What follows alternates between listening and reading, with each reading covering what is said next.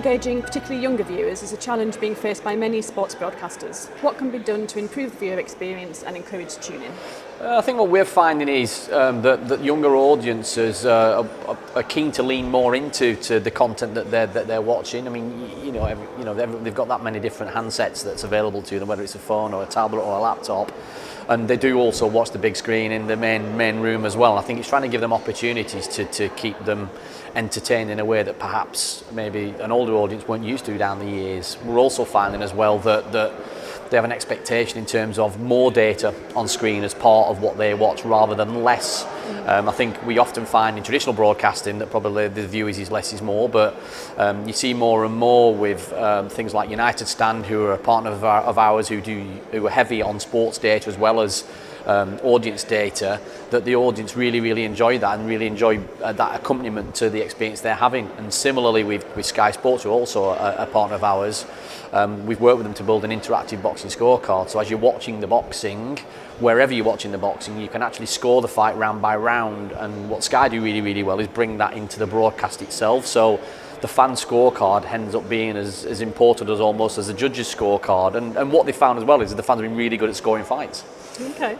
And what does Dizplai have offer to help with this? Ultimately, we are an end-to-end solution for driving engagement for producers, whether those producers are doing live linear broadcasting, OTT, streaming, events. And our end-to-end solution has the ability to not only bring in data sources from across social media, sports data, but we've actually now got our own brandable web application, so a client can actually own the experience within their own platforms as well.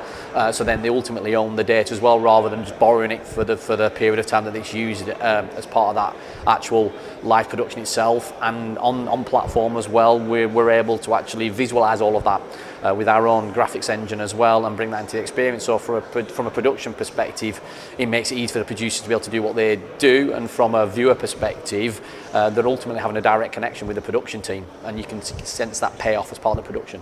Okay. And how is audience interaction software being used across sports? And do you have any recent examples you could share?